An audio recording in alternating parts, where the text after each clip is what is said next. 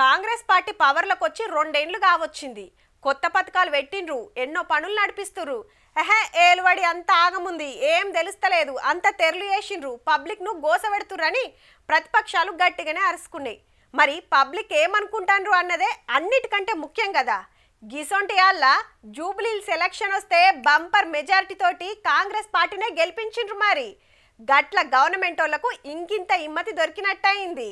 ఈ గెలుపు మా బాధ్యతను మరింతగా పెంచింది. 2 ఏళ్ల మా ఏలువాడికి పబ్లిక్ ఇచ్చిన సర్టిఫికెటే జూబ్లీహిల్స్ లో కాంగ్రెస్ పార్టీ గెలుపు అనేది సర్కార్ వాళ్ళ మాట. ఇంకింత జిమ్మెదారితో పనిచేస్తాం, పబ్లిక్ తిప్పలు తీరుస్తాం అనుకొచ్చిండు CM Revanth Reddy sir. Congress party ఎన్నికలు వచ్చినప్పుడే రాజకీయాలు మాట్లాడుతుంది. సంక్షేమం అభివృద్ధిని 2 కళ్ళలాగా భావించి ముందుకు వెళ్ళాలనుకుంటున్నాం. పబ్లిక్ లో మాకు పతార పెరుగుతుంటే బీఆర్ఎస్ ఓరుస్తలేదనుకొచ్చిండు.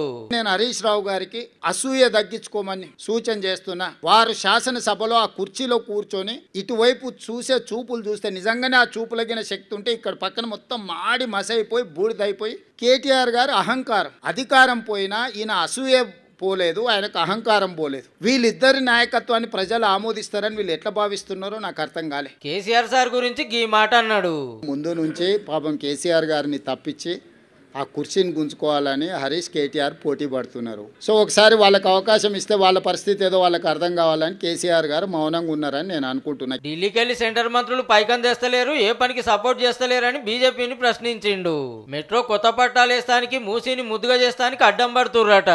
కిషన్ రెడ్డి గారు తన వ్యవహార శైలిని మార్చుకోవాల్సిన అవసరం ఉన్నది. భూకంపం వచ్చే ముందు భూమి కొద్దిగా కదులుతుంది. అలర్ట్ చేసినా మనం తేరుకోకపోతే కాలగర్భంలో కలిసిపోతాం. తెలంగాణ రాష్ట్ర ప్రభుత్వంతో సహకరించి తెలంగాణ ప్రజల యొక్క అభివృద్ధి, ముఖ్యంగా ఈ మహానగర అభివృద్ధి కోసం సహకరించాల్సిందిగా కొన్ని పార్టీలు సోషల్ మీడియాలో అబద్ధాలు ప్రచారం చేపిస్తున్నాయి. గసంటోళ్ళని పట్టించుకోవద్దని కోరిండు పబ్లిక్ ను. 3వ రౌండ్లో మాకు 3500 మెజారిటీ వస్తే బీఆర్ఎస్ కు 211 ఓట్ల మెజారిటీ వచ్చింది. ఇంకా బీఆర్ఎస్ హవా మొదలైపోయిందని చెప్పి పెద్ద ఛానల్స్ పెద్ద బ్రేకింగ్, నేను టీవీ పగిలిపోతుందేమో అనుకున్నా, ఎర్రగా ఇట్లా ఊగిపోతుంటే